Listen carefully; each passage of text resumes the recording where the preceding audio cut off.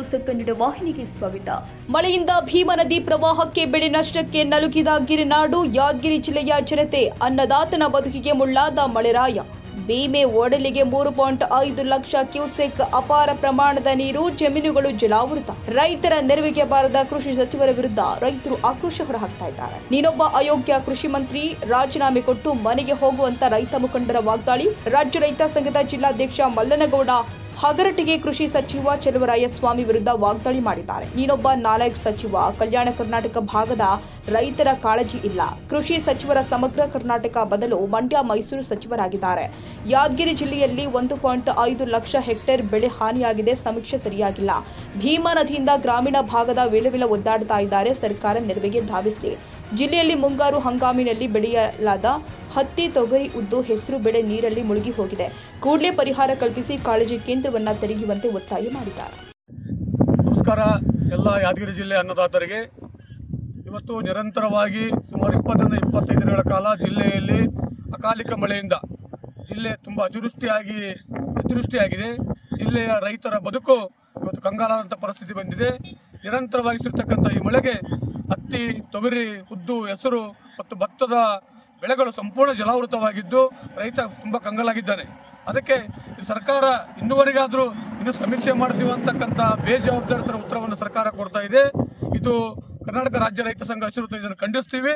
ಇದಕ್ಕೆ ಮಾನ್ಯ ಕೃಷಿ ಸಚಿವರು, ರಾಜ್ಯದ ಮುಖ್ಯಮಂತ್ರಿಗಳು, ಕಲ್ಯಾಣ ಕರ್ನಾಟಕ ಭಾಗದ ಯಾದಗಿರಿ, ಗುಲ್ಬರ್ಗ ಮತ್ತು ರಾಯಚೂರು ಜಿಲ್ಲೆಗಳಲ್ಲಿ ಅತಿವೃಷ್ಟಿ, ಕೃಷ್ಣಾ ಮತ್ತು ಭೀಮಾ ನದಿಯಿಂದ ತುಂಬಿ ತುಳುಕ್ತಕ್ಕಂಥ ಈ ನದಿಗಳು ಜಿಲ್ಲೆಯ ರೈತರ ಜಮೀನುಗಳಿಗೆ ನುಗ್ಗಿ ಎಲ್ಲ ಬೆಳೆಗಳು ಸಂಪೂರ್ಣ ಹಾಳಾಗಿದ್ದಾವೆ. ಇದಕ್ಕೆ ಸರ್ಕಾರ ಇದು ಬೇಜವಾಬ್ದಾರಿತನ ಮಾಡದೆ ಇನ್ನು ಮೀನಾಮೇಷ ಎಣಿಸ್ತೆ ಅಂತಕ್ಕಂಥ ಬೇಜವಾಬ್ದಾರಿ ಉತ್ತರ ಬೇಡ.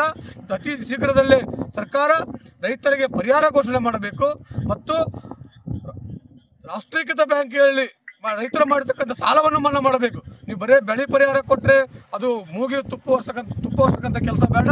ನಿಮಗೆ ಬೆಳೆ ಪರಿಹಾರ ಕೊಡದೆ ಆಗದೇ ಇದ್ದಲ್ಲಿ ರೈತ ಜಮೀನುಗಳಿಗೆ ಹಾಕಿರ್ತಕ್ಕಂಥ ಖರ್ಚು ಎಷ್ಟಿದೆ ಅಂತಕ್ಕಂಥ ಲೆಕ್ಕ ಕೊಟ್ಟು ಆ ಖರ್ಚನಾದ್ರೂ ಸರ್ಕಾರ ಕೊಡಬೇಕಾಗ್ತದೆ.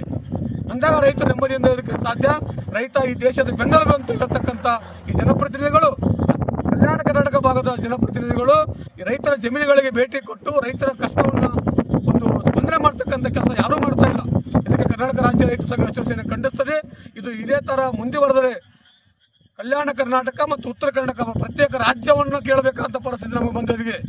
ನಮ್ಮ ರಾಜ್ಯ ಉತ್ತರ ಕರ್ನಾಟಕ ಮತ್ತು ಕಲ್ಯಾಣ ಕರ್ನಾಟಕ ಭಾಗವನ್ನ ನೀವು ನಿರ್ಲಕ್ಷ್ಯ ಮಾಡ್ತಾ ಇದ್ದೀರಿ.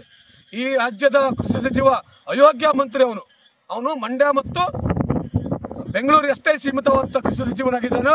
ಆ ಅಯೋಗ್ಯ ಮಂತ್ರಿಗೆ ನಾ ಈ ಕಲ್ಯಾಣ ಕರ್ನಾಟಕ, ಉತ್ತರ ಕರ್ನಾಟಕ ಭಾಗದ ಜನರ ಪರವಾಗಿ ಹೇಳ್ತಾ ಇದ್ದೀನಿ. ನೀನು ನಿಜವಾದ ಕೃಷಿ ಸಚಿವರಾಗಿದ್ರೆ ನಮ್ಮ ಉತ್ತರ ಕರ್ನಾಟಕ ಜನರ ಸ್ಪಂದನೆ ಮಾಡ್ತಕ್ಕಂಥ ಕೆಲಸ ನೀವು ಮಾಡಬೇಕಾಗಿದೆ ಮಾನ್ಯ ಸಚಿವರೇ. ಇದು ಬೇಜವಾಬ್ದಾರಿತನ ಬೇಡ. ನಿಮ್ಗೆ ಆಗಿಲ್ಲ ಅಂತಂದ್ರೆ ರಾಜೀನಾಮೆ ಕೊಟ್ಟು ಮನೆಗೆ ಹೋಗ್ತಕ್ಕಂಥ ಕೆಲಸ ನೀವು ಮಾಡ್ರಿ. ಇರ್ಲಿಲ್ಲ ಅಂತಂದ್ರೆ ನಮ್ಮ ಕಲ್ಯಾಣ ಕರ್ನಾಟಕ ಬಗ್ಗೆ ಪ್ರತ್ಯೇಕ ಸಚಿವಾಲಯವನ್ನು ನಿರ್ಮಾಣ ಮಾಡೋಕೆ ಸರ್ಕಾರ ಇದು ನಾವು ಖಂಡನೆ ಮಾಡ್ತಾ ಇದ್ದೀವಿ. ಇದು ಬೇಜವಾಬ್ದಾರಿ ಉತ್ತರ.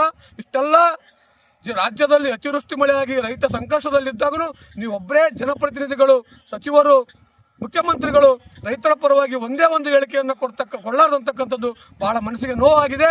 ಇದನ್ನು ಕರ್ನಾಟಕ ರಾಜ್ಯ ರೈತ ಸಂಘ ಖಂಡಿಸ್ತದೆ.